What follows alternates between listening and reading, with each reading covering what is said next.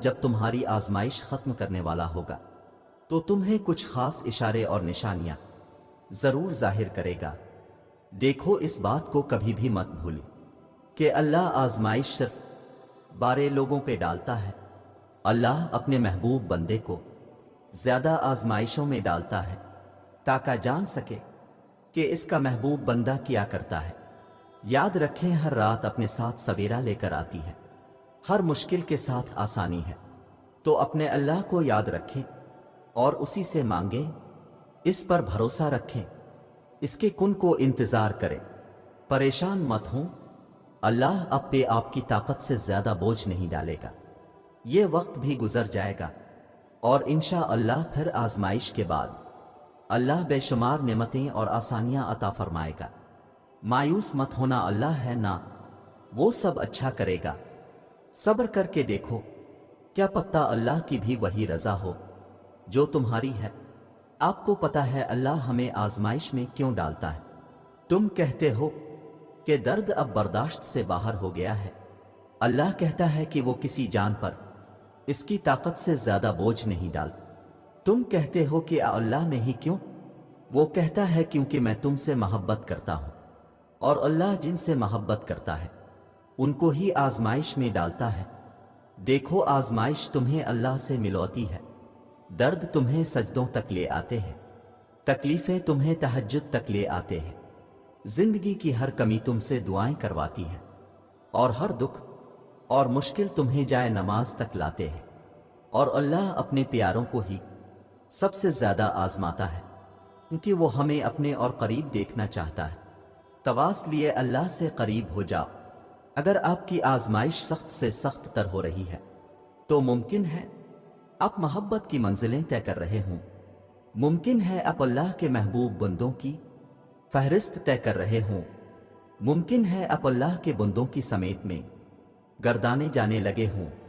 تکلیف ملتی ہی اس لیے ہے تاکہ ہم سمجھ سکیں کہ جو درد ہمیں اپنی بساط سے زیادہ لگتا وہ دراصل ہمارے حوصلوں کی حدود کے اندر ہوتا ہے اور ہم اسے پہچان نہیں پاتے، بس تکلیف کی ذرا سی شدت پر ڈھہ جاتے ہیں۔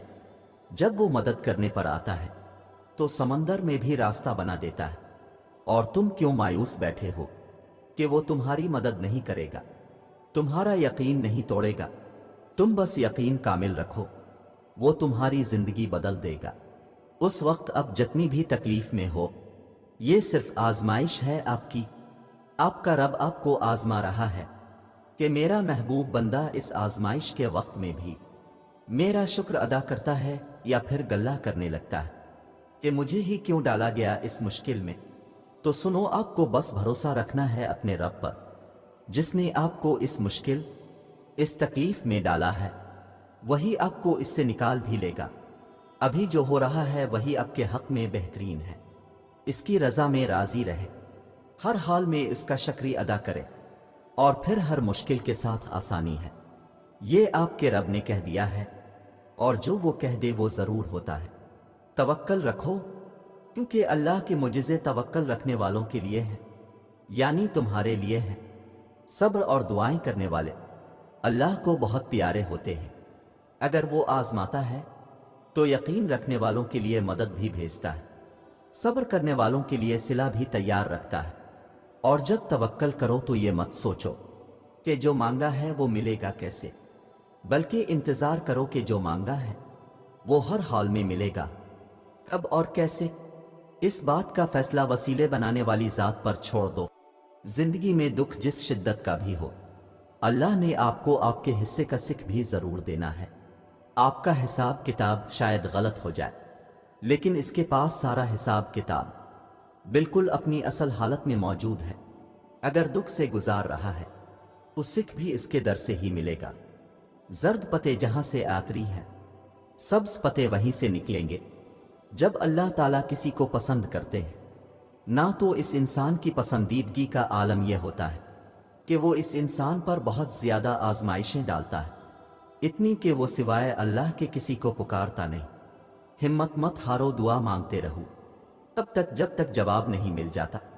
جب وہ تمہیں صبر کی انتہا کو لے آیا ہے تو یقین رکھو کہ آزمائش اب ختم ہونے والی ہے۔